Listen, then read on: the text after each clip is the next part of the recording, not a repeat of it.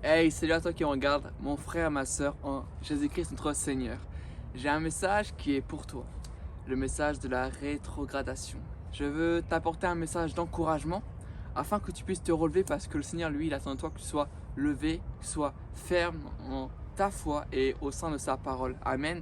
Donc je vais aller dans les Saintes Écritures, dans Josué chapitre 7 au verset 10.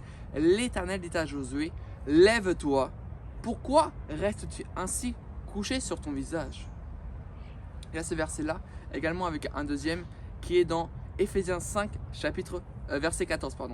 C'est pour cela qu'il dit, réveille-toi, toi qui dors, relève-toi d'entre les morts et Christ t'éclairera. Sur ces deux versets-là, j'aimerais te dire, mon frère, ma soeur, toi qui es tombé dans le péché, toi qui es retombé, qui pourtant avant était à fond avec le Seigneur et a relâché, a commencé à perdre espoir, a commencé à perdre sa foi, si je puis dire, du fait que voilà, tu as vécu quelque chose dans ce monde-là qui t'a blessé. Tu as été blessé, tu t'es refroidi, si je puis dire, spirituellement, tu t'es refroidi dans ta relation avec le Seigneur. Avant, tu étais quelqu'un qui disait la parole de Dieu, maintenant tu ne la lis plus, avant tu pries, avant tu ne pries plus, avant tu ne jeûnes plus. J'aimerais t'encourager sur cela parce que Josué lui-même, on voit bien dans Josué, l'Éternel a dit lève-toi. Moi, de la part du Seigneur, j'aimerais dire relève-toi en fait. Parce qu'il dit également dans sa parole que le juste tombe 7 fois mais se relève 7 fois. Moi, j'aimerais te dire aujourd'hui, comme il dit encore dans sa parole, réveille-toi. J'aimerais te dire réveille-toi. Ne te laisse pas endormir par le diable. Mais réveille-toi, mon frère, ma soeur. Reprends la parole de Dieu. Va simplement dans la présence de Dieu. Lui demander pardon avec un cœur sincère. Et reconnaître que de toi-même tu ne peux pas réussir. Mais que tu as besoin de la grâce du Seigneur. Et que tu as besoin de sa force. Et que c'est que par lui seul. Moi j'aimerais te dire, ne regarde pas ton péché. Ne regarde pas ton péché. Ne regarde pas comment tu es tombé. Mais regarde vers Jésus-Christ. Et reconnais que oui. Reconnais ton erreur. Oui, là j'ai péché là effectivement. Mais regarde vers Jésus. Et Seigneur, pardonne-moi. Donne-moi la force de réussir. Et il te la donnera. Tu vois. Parce que réveille-toi, toi qui dors, relève-toi d'entre les morts. Donc relève-toi en fait de là où tu es tombé. Relève-toi, tu vois. Et Christ t'éclairera. Donc notre Seigneur t'éclairera. Comment? Au travers de sa parole de Dieu et par l'aide du Saint-Esprit. Il va t'aider, il va te fortifier, il va t'affermir. Pour ainsi que tu puisses te lever et que tu ne puisses plus, dire, retomber de là où tu es tombé. Donc regarde là où tu es tombé, regarde vers Jésus, demande pardon.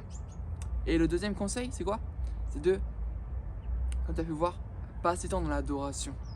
Passer temps dans l'adoration, beaucoup de temps avec le Seigneur. Il va te guérir, il va t'affermir également. Parce que l'adoration va te change totalement. L'adoration te lave, l'adoration te restaure, te libère, fait des choses extraordinaires. Et le troisième conseil que j'aimerais te donner au travers de la parole de Dieu, c'est elle-même, c'est la parole de Dieu. Parce que si on dit que Christ t'éclairera, Christ c'est quoi? C'est la parole de Dieu, n'est-ce pas? Donc tu dois avoir plus de connaissances en toi, afin de pouvoir te fortifier lorsque le diable te tente, de connaître la parole de Dieu. Parce que ce qui fait la force d'un chrétien, c'est connaître son identité en Christ. Donc la connaissance de Dieu au travers de ses saintes écritures. D'accord? Moi je veux t'encourager.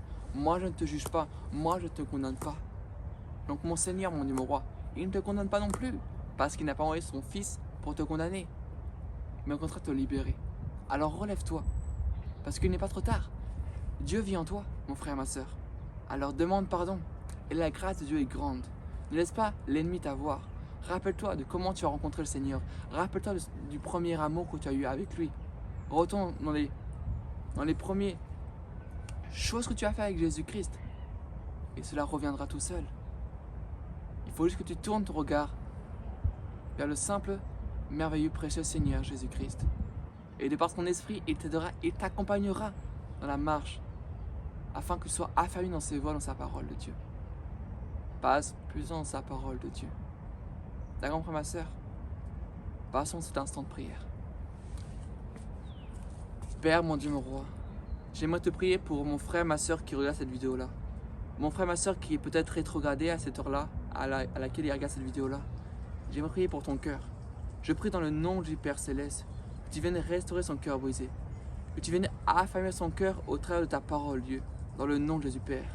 Je te prie, Seigneur Père, également que tu viennes restaurer les profondeurs et que un amour et une soif plus grande des saintes écritures soit au travers d'elle et que la parole de Dieu demeure dans son cœur. Que Dieu soit loué pour ta vie et qu'il soit en toi au travers de cette sainte écriture. Que Dieu soit loué, à lui seul la gloire et l'honneur. Amen.